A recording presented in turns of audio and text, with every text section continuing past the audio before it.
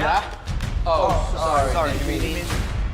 Geçtiğimiz günlerde Sony Pictures yeni bir teaser paylaşarak Spider-Man filmlerini bir araya getirdi. Şimdiye kadar hazırlamış oldukları 8 live action filmi sadece belirli sinemalarda vizyona sokacağını ve yeni bir gelişme öncesinde herkesin eski filmleri izlemesi gerektiğini söyledi. Sony Örümcek Adam'ın haklarını asla bırakmayacak ve bırakmaya pek niyeti yok gibi görünüyor. Bununla birlikte Sony çeşitli etkinlikler yaparak hala sinemada Örümcek Adam filmleri izletmeye çalışıyor. Tabi burada bizi ilgilendiren bir durum yok çünkü neredeyse her dijital platformda Örümcek Adam filmleri olduğunu çok iyi biliyoruz. Ancak benim bu videoyu hazırlama sebebim Sony'nin duyurmayı planladığı yeni gelişme hakkında olacak. Çünkü Sony önümüzdeki 5 seneyi Spider-Man dönemi olarak nitelendirdi. Ayrıca sinemada tekrar vizyona sokacağı filmlerde bazı silinen sahneleri ekleyerek Extended Edition yapacaklar. Yani hem genişletilmiş hem de uzatılmış şekilde birkaç film izletecekler. Zaten sadece No Way Home'dan silinen bir sürü sekans vardı. Bu sahneleri adam akıllı ekleyip tekrar vizyona soksalardı bile çok iyi izlenmeler alabilirlerdi.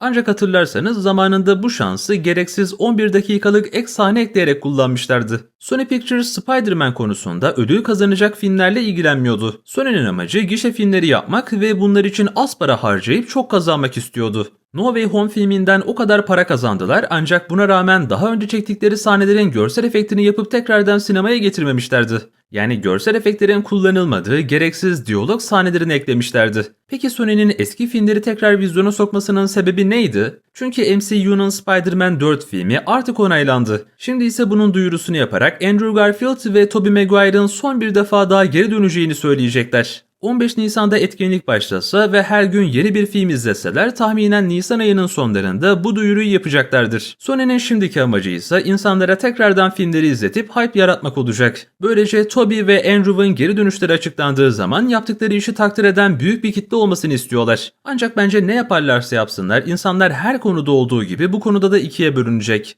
Bir kesim bu durumdan memnun kalırken diğer kesimse bunu asla istemeyecek. Spider-Man No Way Home filmi reboot yemiş gibi olacak ve Sony sadece kar amacı güttüğü için MCU Spider-Man filmlerinin kalitesi de düşmüş olacak. MCU'nun tek başına hedeflediği şey Daredevil, Kingpin ve Scorpion gibi sokak seviyesi karakterleri getirmekti. Böylece Spider-Man'in 4. filminde daha sade bir hikaye işleyeceklerdi. Şimdi Spider-Man 4'ün iki farklı konuda önemli olduğunu düşünüyorum. İlk olarak filmin sonunda TVA Tom Holland'ın Spider-Man'ini alacak ve Guardians of the Multiverse'ün bir parçası yapacak. İkinci önemli tarafı ise Sam Raimi'nin Tobey'li Spider-Man serisine referans verecekler. Yabancılar hala Amazing Spider-Man 3 bekliyorlar ama dediğim gibi Tobey'nin Spider-Man 4 filmi Amazing Spider-Man 3 filminden çok daha mümkün görünüyor. Sony Andrew Garfield'a film çekse bile Secret Wars'ta önemli bir yeri olmayacağı için gereksiz görüyordu. Öte yandan Tobey Secret Wars filminde önemli bir karakter olacak. Bununla birlikte Madame Web'in Kevin Feige ve Marvel üzerinde tek bir artısı oldu ve onu da şimdi sizlerle paylaşmak istiyorum. Filmde Sydney Sweeney'i gören Kevin Feige bu kızın MCU'da da olmasını istemiş. Zaten Sydney de Zendaya ile aynı filmde yer alırsa Marvel'a gelebileceğini söylemişti.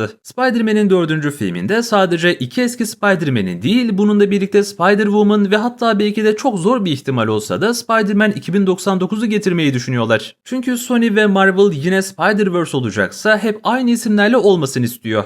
Madame Web'de Dakota Johnson'a gelirsek bu karakteri bir daha göreceğimizi pek sanmıyorum. Sydney Sweeney en azından filme berbat falan demedi, bu yüzden şanslıydı. Spider-Man 4'ün senaryosu şu an berbat durumda ve çekimleri çok yakında başlayacak. Ancak Marvel'ın neredeyse her filmde yaptığı bir saçmalık var, o da denetlemeden film hazırlamak. Bu yaptıkları şey gerçekten para israfı ve zaman kaybından başka bir şey değil. Kaptan Amerika'nın 4. filmi bir sene önce çekilmişti, yani çekimleri bitmişti ve filmi test gösteriminde izleyenler filmin berbat olduğunu söylediği için yeniden çekimlere gitmişlerdi. Filmden bir sürü sahne çıkartıldı ve bir sürü yeni sahne eklendi. Sonuç olarak filmlerin vizyon tarihleri tamamen kaydı. Spider-Man'in 4. filmi test gösteriminde beğenilmezse yeniden çekimlere giderler ve bu da hem zaman hem de para israfı olur. Ancak Sony'ye baktığımızda bu konuda çok daha rahat bir şirket. Sony tarafı biraz daha böyle clickbait mantığıyla düşünüyor. Yeter ki insanlar filme gelsin, parayı versin ve sonra ne düşündükleri pek umurumuzda değil diyorlar. Marvel tarafı ise genelde bir sinematik evren olduğu için kalitesini hep belirli bir standartın üzerinde tutmaya çalışıyor. Sonuç olarak Spider-Man 4 filminden zaten umutsuzdum ama şimdi daha da umutsuz bir hale geldim. Çünkü stüdyo filmi yönetecek bir yönetmen bulamayınca eski filmlerin yönetmenine tekrardan geri dönmek zorunda kaldı. Yani Spider-Man 4'ün çekim aşamasının her anlamda sıkıntılı bir süreç olduğunu düşünüyorum. Evet dostlar, umarım hazırlamış olduğum içeriği beğenmişsinizdir. Eğer gelmesini istediğiniz başka videolar olursa yorumlara yazmayı unutmayın. Şimdilik benden bu kadar, kendinize iyi bakın, hoşça kalın.